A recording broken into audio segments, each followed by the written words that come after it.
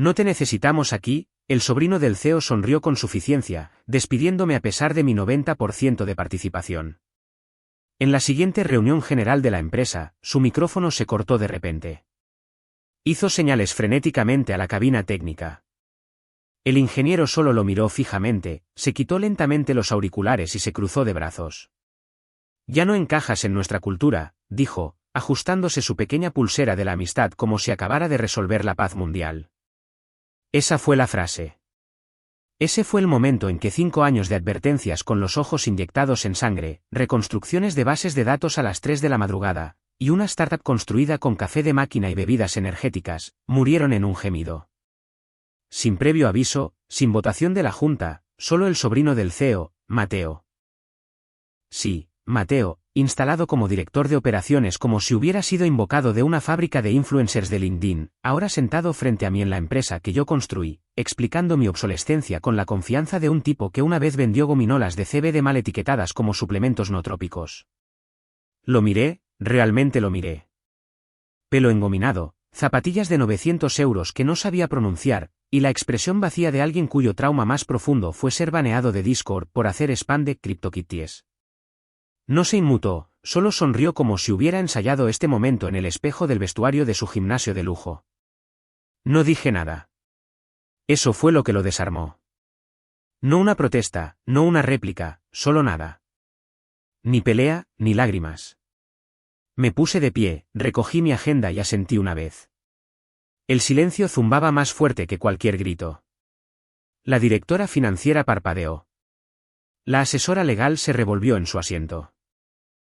Mateo miró a su alrededor casi decepcionado de que no hubiera tirado una silla o al menos lo hubiera llamado fraude. Pero yo no hago rabietas. Yo construyo imperios. En silencio. Por cierto, ya que la mayoría de los que escuchan estas historias no se involucran, ¿podrías hacerme un favor? Reflexiona sobre esto. En serio, ayuda a mantener esta pequeña y retorcida máquina funcionando. Piénsalo como si estuvieras alimentando el próximo plan de venganza. Gracias. De vuelta en la oficina, el mensaje de despedida en Slack ya había sido redactado para mí por recursos humanos, quienes usaron la palabra mutuamente, como en después de una transición mutuamente acordada. Mutuamente, como si un accidente de coche fuera mutuamente asistido. Nadie había actualizado siquiera mi foto de perfil en la página sobre nosotros, pero mi tarjeta de acceso ya estaba desactivada cuando llegué al ascensor. Limpieza total. Amnesia corporativa en acción. Lo triste es que funcionó. Querían que me fuera. Mis instintos, mis sistemas, mis largas noches resolviendo cosas que nadie entendía lo suficiente como para arreglar. Todo ello de repente se convirtió en legado, que en lenguaje startup significa nos hace parecer viejos. Querían a alguien más joven, más ruidoso, más visionario. Alguien que hablara con frases pegadizas y llamara al agotamiento energía fundadora. Así que trajeron a Mateo y dijeron que era hora de una renovación de liderazgo, como si yo fuera una pestaña del navegador que llevaba demasiado tiempo abierta. Mateo desfilaba en las reuniones semanales de seguimiento, soltando palabras de moda como escalabilizar y hyperloop nuestro embudo de usuarios. Una vez lo pillé intentando buscar en Google qué significaba on-premise en medio de una reunión con nuestro cliente empresarial más importante. Pero el equipo, ellos observaban en silencio. Vieron el cambio. Los ingenieros, mi gente, comenzaron a llamarle sobre PowerPoint. La jefa de operaciones que solía hacer scrums de fin de semana conmigo solo miraba sus zapatos durante sus anuncios. La moral no se hundió. Se evaporó. Pero nadie dijo ni una palabra. Y yo, también observaba desde fuera. No con amargura todavía, sino con una extraña calma, como quien ve cómo alguien repinta su casa de color verde vómito de bebé después de haber pasado años restaurando la tabla por tabla. Dolía, claro, pero yo me había preparado para esto. Ah, sí. Verás, hace 5 años, cuando estábamos rascando las rondas de financiación inicial y yo seguía programando desde la encimera de mi cocina con mi gato durmiendo sobre el router, sabía que algún día alguien intentaría quitármelo. Quizás una pelea entre fundadores, quizás una fusión, o quizás, solo quizás, algún hijo de papá inútil entraría como si la casa fuera suya e intentaría enterrarme bajo un organigrama falso. Así que no puse mi nombre en todo. Creé sociedades pantalla, fideicomisos, votos por delegación, permisos redundantes enterrados a 3 niveles de profundidad. Mi abogado, bendito sea su corazoncito paranoico, una vez dijo, estás planeando una traición que aún no ha ocurrido. Yo le dije, no, estoy planeando para cuando ocurra, y aquí estaba. Mateo pensó que me había despedido. Legalmente, no podía despedir nada de lo que yo controlaba, pero le dejé pensar que sí, porque algunas tormentas no se detienen. Simplemente esperas a que se les acabe el trueno. Fui a casa ese día, me serví una copa de vino y abrí los registros de nuestro servidor interno. Todavía tenía acceso. Por supuesto que lo tenía. Derechos de administrador con una caducidad señuelo. Nadie se dio cuenta. Hice clic en los paneles de control del backend, observé cómo las métricas se tambaleaban, el ritmo de gasto subía, la conversión caía en picado, y un gasto de marketing que olía a dinero quemado envuelto en confeti, y aún así nada. Ninguna venganza, ningún mensaje. Todavía no. La semana antes de que Mateo se instalara en la silla de director de operaciones como un sándwich caliente recalentado, tuve una sensación. No una premonición dramática, solo una punzada silenciosa, como oler humo antes de que nadie más se dé cuenta. El CEO había dejado de responder a mis mensajes privados. Nuestra reunión de la junta se había reprogramado misteriosamente 3 veces, y el chico de finanzas, que una vez no podía equilibrar un presupuesto para cafés, de repente me preguntó cómo funcionaban las acciones sin derecho a voto.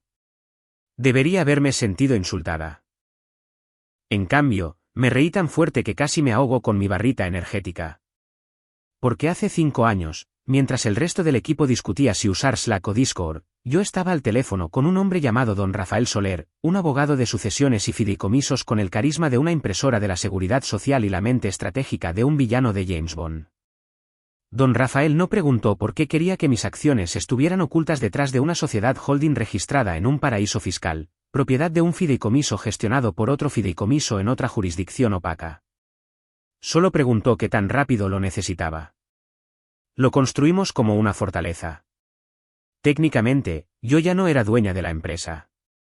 No directamente. La mayoría de los derechos de voto estaban en manos de algo llamado Fideicomiso Capital Creciente, que yo controlaba a través de una entidad de terceros que ni siquiera incluía mi nombre en los estatutos. Si seguías el rastro del papeleo el tiempo suficiente, te daría dolor de cabeza, que era el objetivo.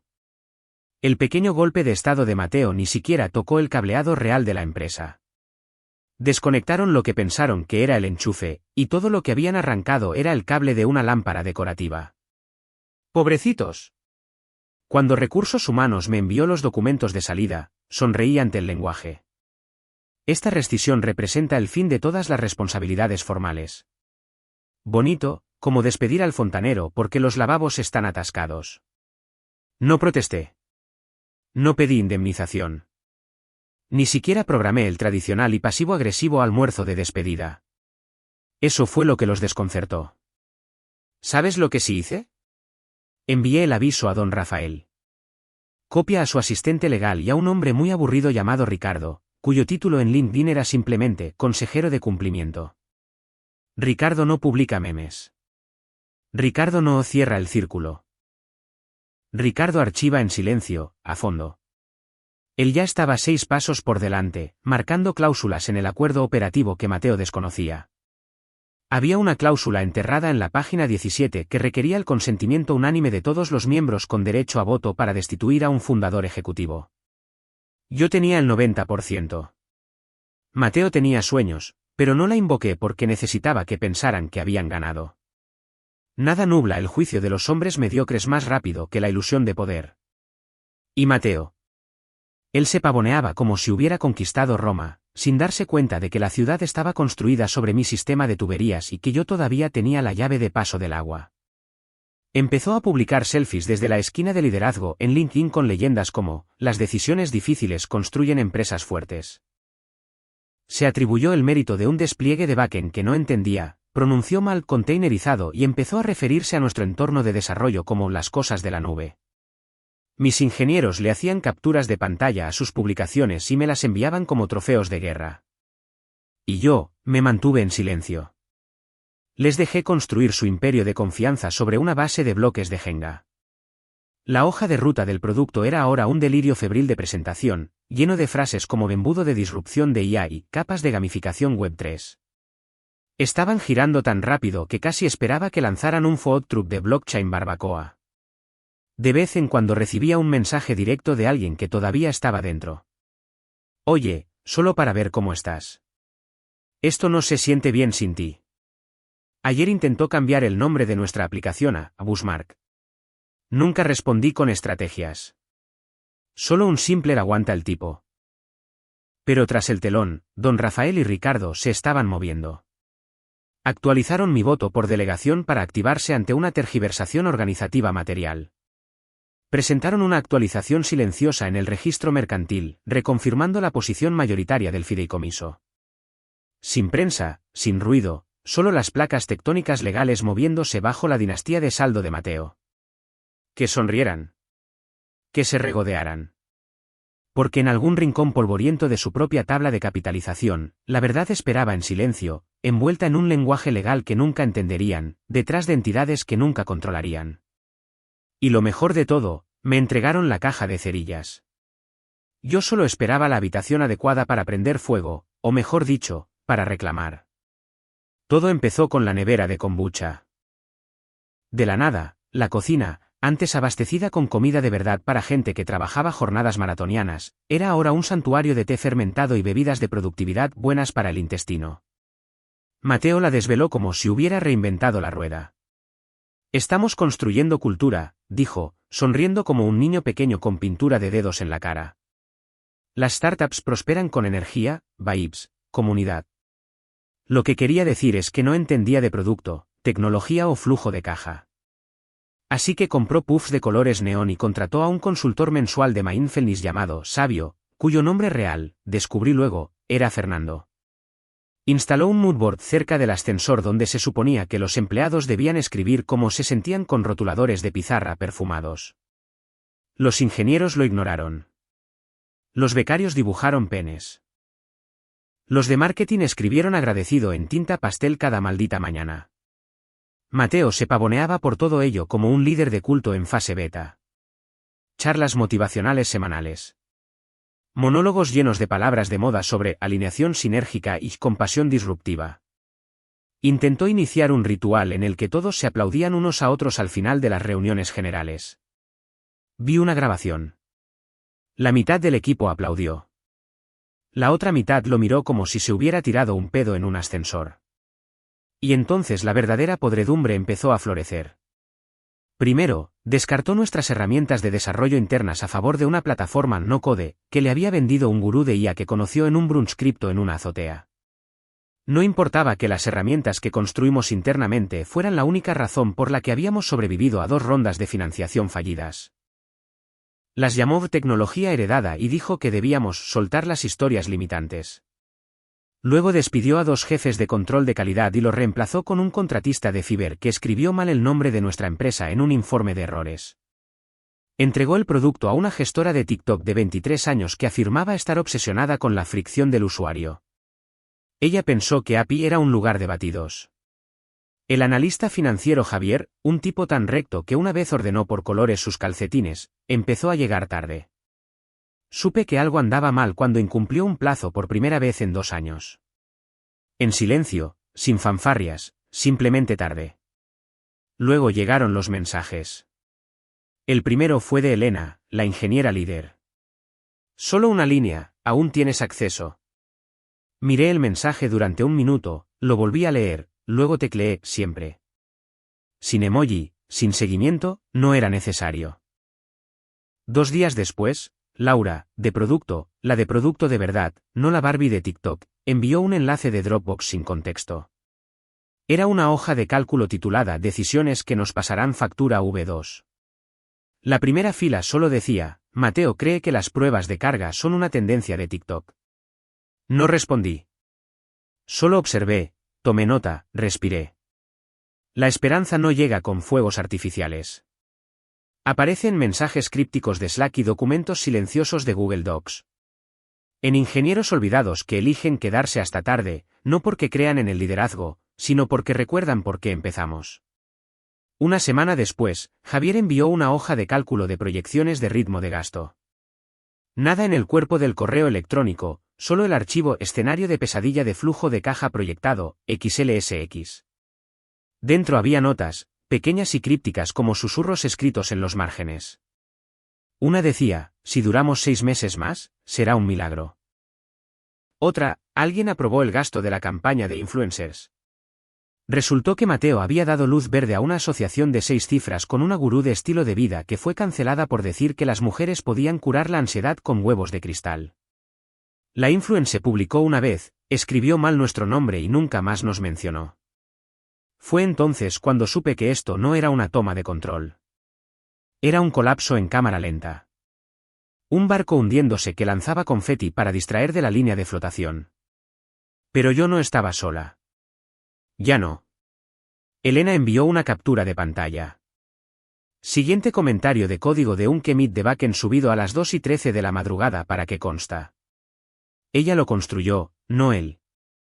El pie de foto de su mensaje, que el repositorio lo sepa. No lloré, ni siquiera sonreí. Solo cerré mi portátil, me recosté y miré al techo durante mucho, mucho tiempo. Porque a veces todo lo que se necesita son unas pocas manos silenciosas sosteniendo las grietas hasta que estés listo para reconstruir.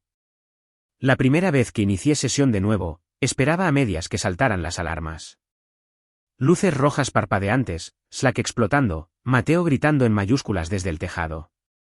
Pero no, solo el zumbido familiar del silencio, el reconfortante clic de las teclas y el panel de control del backend cobrando vida como si me hubiera estado esperando todo este tiempo.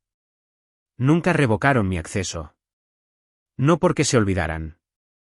No, Mateo había anunciado con orgullo que todas las cuentas antiguas estaban desactivadas, pero hablaba de nombres de usuario, permisos. Él no entendía la infraestructura. No. Las credenciales de administrador estaban divididas entre servicios y una de ellas, enterrada profundamente en nuestra tubería de despliegue heredada, no estaba vinculada a un nombre. Estaba vinculada a un rol de sistema, un rol que yo había construido. No toqué nada importante. Todavía no. Solo un pin al servidor CI/CD para asegurarme de que aún respondía. Lo hizo, como un perro leal que nunca entendió por qué te fuiste. Curiosé en silencio. La nueva versión estaba hinchada, inestable. Había añadido 4 plugins de terceros que ni siquiera eran necesarios. Uno de ellos era una función de arrastrar y soltar que Mateo aparentemente pensó que revolucionaría la incorporación. Fallaba cada vez que pasabas del paso 3. Sin disciplina de control de versiones. Claves API almacenadas en texto plano. Pruebas // ve inacabadas ejecutándose en producción como pollos sin cabeza. No me sorprendió, solo me decepcionó. Como ver la casa del árbol de tu infancia convertida en sala de vapeo. Entonces, escondido en el historial de commits, lo vi. Commit a 1E34FB. Arreglado modal roto de nuevo. Autor, Elena. Mensaje, tráiganla de vuelta. Estaba allí como un grafiti en una pared que se desmorona. Audaz, estúpido, hermoso. No respondí. Pero respiré. Una de esas respiraciones profundas que te llenan el cuerpo y que no sabías que habías estado conteniendo durante semanas. Porque esa línea enterrada en el código me decía algo más fuerte que cualquier grito de guerra. Me echaban de menos y todavía creían. Así que deshice una versión, una privada. Sin impacto en producción, sin sistemas afectados. Desplegué una versión anterior, limpia, funcional, durante horas en un servidor de pruebas solo para ver si podía. Y pude. 10 minutos después, el sitio de prueba zumbaba, sin errores, fluido, estable. La interfaz de usuario cargaba en 2 segundos, sin enlaces rotos, sin fallos en los tutoriales, sin tooltips con temática de TikTok. Lo miré como una vieja fotografía. Se parecía a nosotros antes de los batidos, antes de los puffs, antes de que la visión de sinergia de marca de Mateo nos convirtiera en un chiste. Esto era nuestro, la versión que había pasado 3 meses esculpiendo, refinando entre cafés de medianoche y reuniones matutinas. La que sobrevivió a nuestro primer fallo real con un cliente y escaló bajo presión como un campeón. No la guardé. No la subí a ningún otro sitio. Simplemente la dejé respirar. Y luego la apagué, porque este no era el momento. Todavía no. No entras de nuevo en la arena agitando una bandera y gritando venganza. Así es como los aficionados mueren en la primera ronda. ¿Esto? Esto era reconocimiento. Solo un recordatorio para mí misma de que aún sabía dónde estaban enterrados los huesos. Que podía levantar a toda la bestia si quería. Más tarde esa noche, Elena me envió un mensaje de texto. ¿Fuiste tú? Respondí, solo desempolvando. 3 puntos, luego nada. Luego, finalmente, bien. Cerré la ventana, di un sorbo de vino. Sin pánico, sin prisa. Que tuvieran su pequeño espectáculo de marionetas por ahora. Que él creyera que el telón se había cerrado. No sabían que el fantasma de su máquina acababa de estirar los dedos.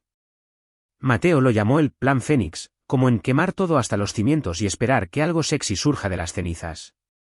Lo anunció a través de una nota de voz de Slack, que por cierto debería ser clasificada como una violación de las normas laborales, a las 11:47 de la noche de un domingo.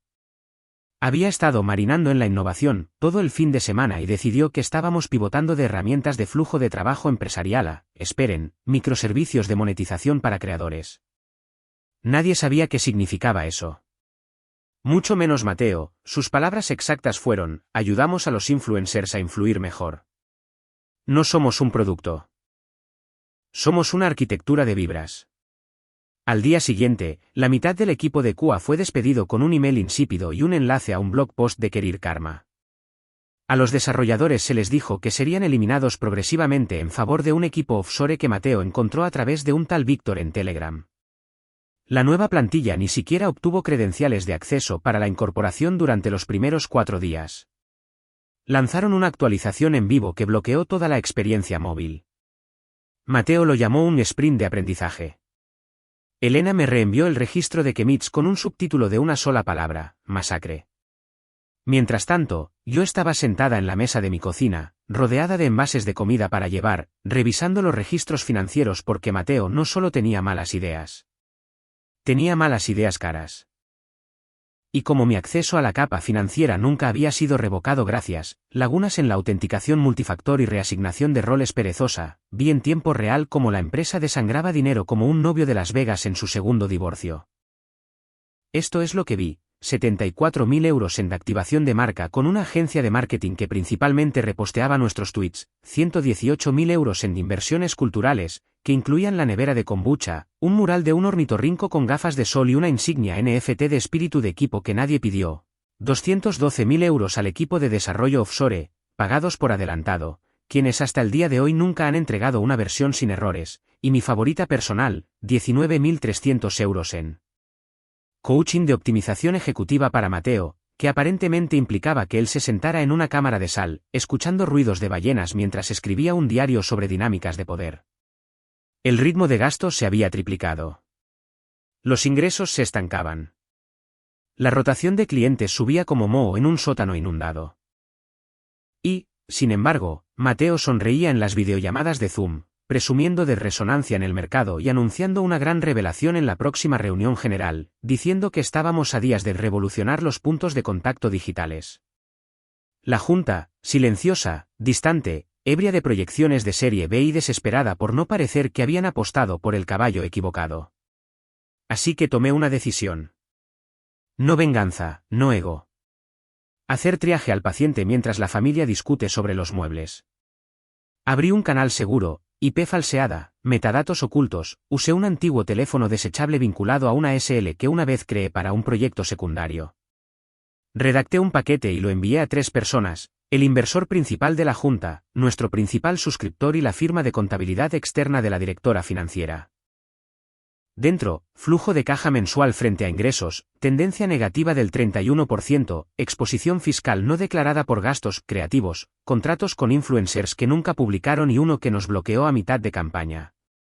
Capturas de pantalla de registros de chats ejecutivos donde Mateo llamaba al equipo de QA peso muerto: podemos externalizarlo. Asunto: resumen de riesgo operativo. Revisión interna. Remitente: Audit Revealed Corp Monitor de integridad interno. Sin firma. Sin rastro.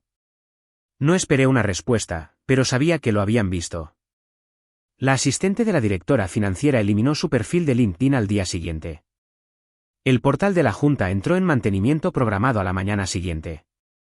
2 miembros del equipo de finanzas bloquearon de repente sus perfiles de Slack y Mateo, ajeno a todo, programó una reunión general obligatoria para el viernes. La llamó la gran revelación. Envió un tráiler promocional. Sí, un tráiler con imágenes de archivo de leones, cohetes despegando y una instrumental pegadiza bajo el lema "El renacimiento es inevitable". Guardé el vídeo, no porque me inspirara, sino porque quedaría perfecto junto al gráfico de ritmo de gasto. No solo nos dirigíamos hacia un precipicio. Él había prendido fuego al puente empapado de gasolina detrás de nosotros y estaba lanzando bengalas. Y yo, no estaba planeando un ataque. Estaba preparando una operación de rescate para el producto, para la gente que lo construyó, para el alma de la cosa. Su nombre era Marcos, pero todos le llamaban el gurú del sonido. Pelo largo, sudaderas negras todo el año, vivía de bebidas energéticas y patatas picantes. Había estado con nosotros desde los primeros días de demostraciones, cuando nuestro sistema audiovisual era solo un micrófono de 60 euros pegado con cinta americana a un palo de escoba. Lo contraté directamente de un programa de técnico de audiovisuales. No por su currículum, sino porque durante su entrevista, dijo, "Puedo hacer que cualquier idiota suene profesional". Yo le dije, "Trabajaremos con fundadores". ¿Es un requisito? Se convirtió en algo más que un técnico. Se convirtió en la columna vertebral silenciosa de cada demo de producto, cada reunión de inversores, cada lanzamiento importante. Cuando no podíamos permitirnos una cabina de control real, él manejaba toda la transmisión audiovisual desde un viejo ThinkPad equilibrado sobre 2 cajas. Una vez mantuvo una videollamada de Zoom con un cliente clave funcionando, arreglando un altavoz de sala de conferencias roto con cable de altavoz y un envoltorio de chicle. No es broma. Luego llegó Mateo.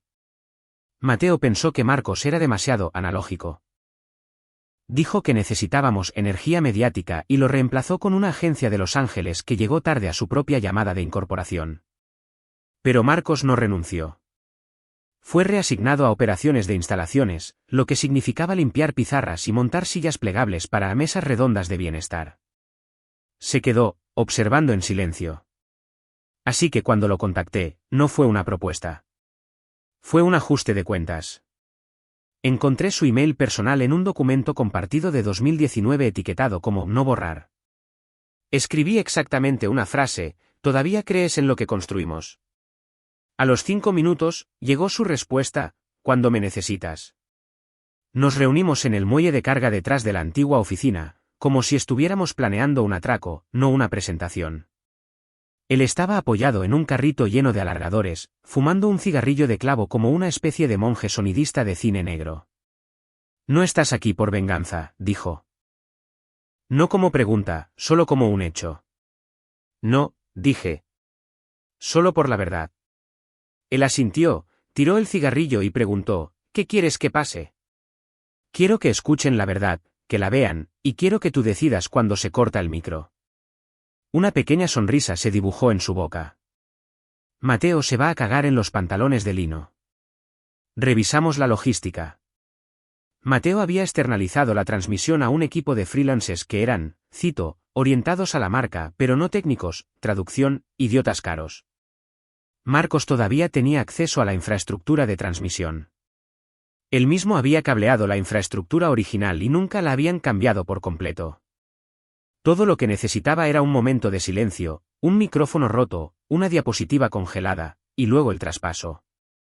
Marcos prepararía la presentación real. La mía.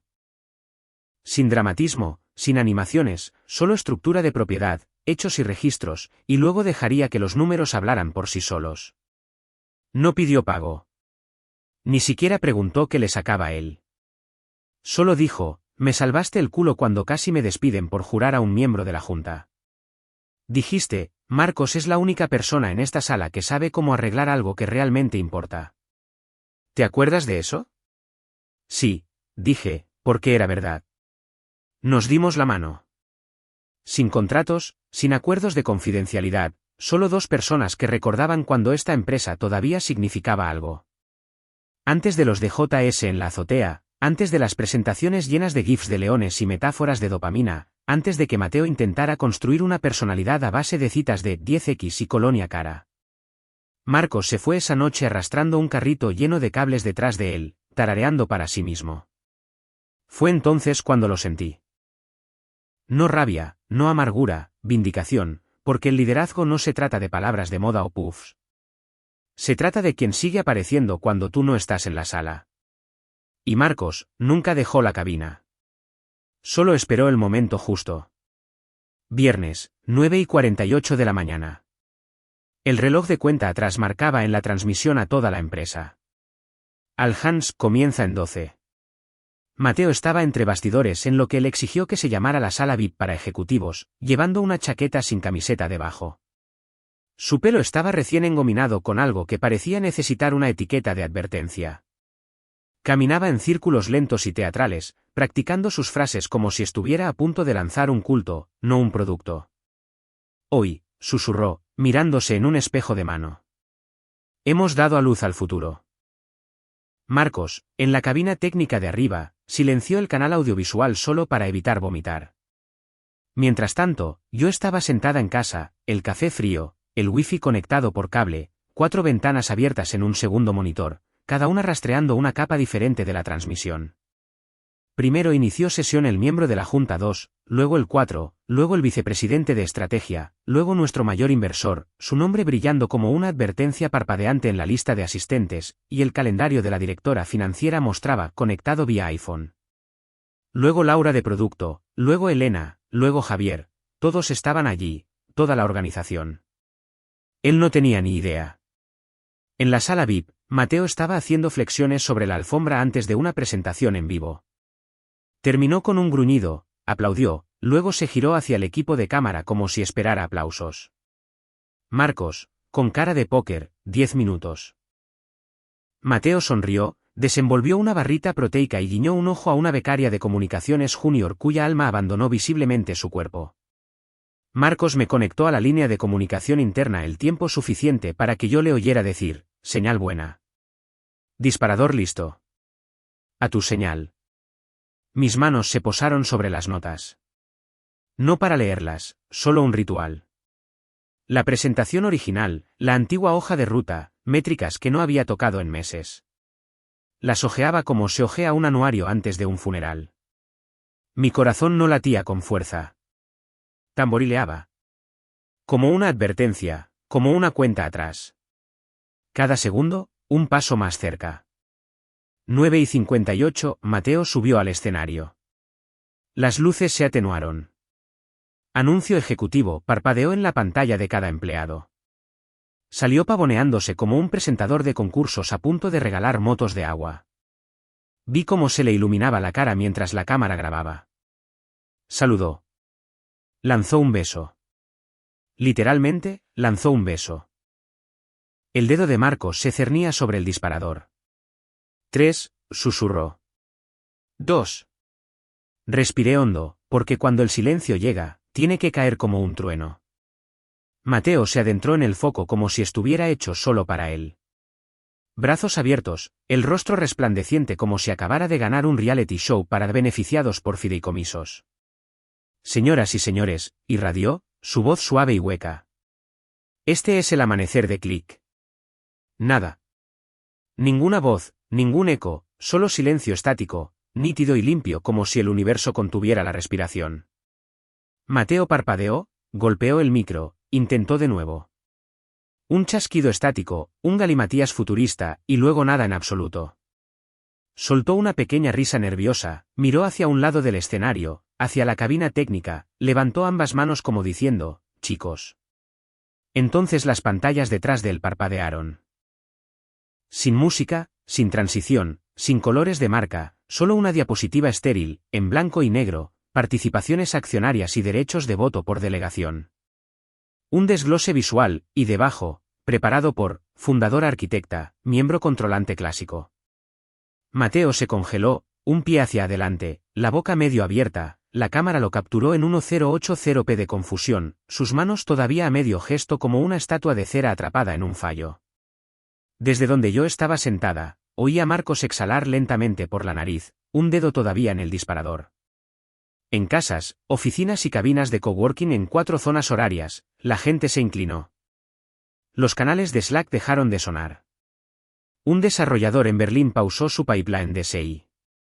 La transmisión de la sala de juntas se quedó inquietantemente quieta. Y entonces la segunda diapositiva cargó. Un gráfico simple, claro, participaciones de propiedad por entidad controladora. Fideicomiso capital creciente, 90%. Sociedad Pantalla Mateo, 0,4%. La SL que financió el ala de medios de Mateo, no listada. Un jadeo recorrió el feed de la empresa como un viento suave. Un murmullo disperso. Luego vino la cronología. Estructura de voto por delegación establecida, marzo de 2019. Activación de cláusula de contingencia, junio de 2023. Última enmienda de voto, hace 4 semanas. Capturas de pantalla de registros de la Junta, firmas digitales, memorandos legales, con sello de tiempo y autenticados. Diapositiva tras diapositiva, perfectamente secuenciadas, sin ostentación, sin ira, solo verdad, clínica, quirúrgica, indiscutible. Mateo se alejó de la pantalla como si fuera radiactiva. Se giró hacia la cabina técnica, el pánico floreciendo en su rostro como una erupción. Marcos estaba sentado con los brazos cruzados, inmutable, los auriculares quitados. Ni siquiera parpadeó. «Corta la presentación», espetó Mateo. «Corta la presentación». Nada. Se giró hacia la audiencia, que no podía oírle, balbuceando algo sobre acceso no autorizado, equipo legal y revisión interna, pero la transmisión en vivo ya estaba mostrando las diapositivas finales. Una decía simplemente, tu liderazgo nunca fue ratificado. Tu autoridad nunca fue real. Luego vino la joya de la corona. Un organigrama completo de la empresa conmigo en la cima. Título, fundadora, controladora operacional, presidenta ejecutiva, activa. El silencio se volvió algo sólido, tangible, de esos que sientes entre las costillas. Y allí estaba yo, finalmente en pantalla, cámara en vivo. No había dicho una palabra todavía. No era necesario. La verdad ya había hablado. Me senté inmóvil, con las manos cruzadas, expresión tranquila, porque esto no era sobre reducir a Mateo a cenizas. Era sobre devolverle la vida a la empresa, un corte limpio a la vez. Me adentré en el encuadre sin introducción, sin foco, sin señal de música, solo la transmisión, aún en marcha, aún mostrándome. Lo primero que hice fue nada. Sin grandes revelaciones, sin dramatismo.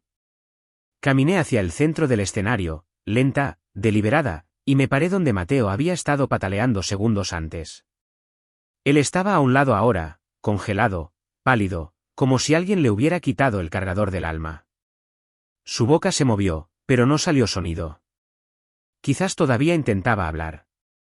Quizás con la cabina. Quizás con el universo. No lo miré. ¿La sala? La sala real. Se quedó atónita. Los asistentes remotos se enderezaron. Los miembros de la junta se inclinaron. La pantalla mostraba mi nombre, mi título. Controlé mi silencio.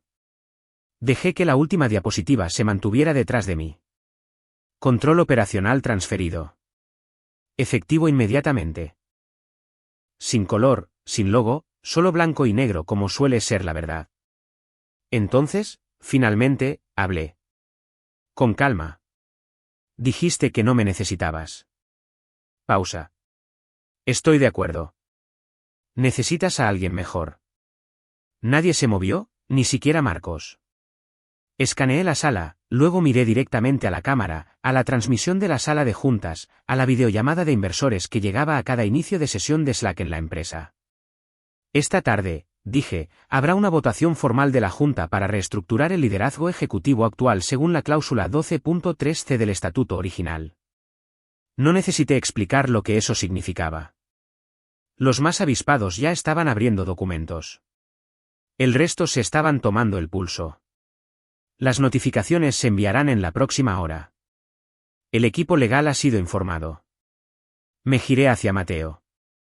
Tenía los brazos a los lados. Ya no gritaba. Solo estaba allí. Un maniquí abandonado bajo la lluvia. Su boca se abrió una vez. Nada salió.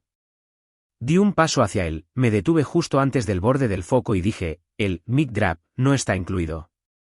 Luego me giré hacia la audiencia, digital y en persona, y asentí una vez.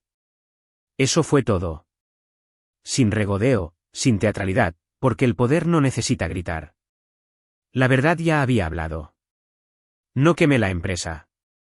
La reinicié bajo mis condiciones.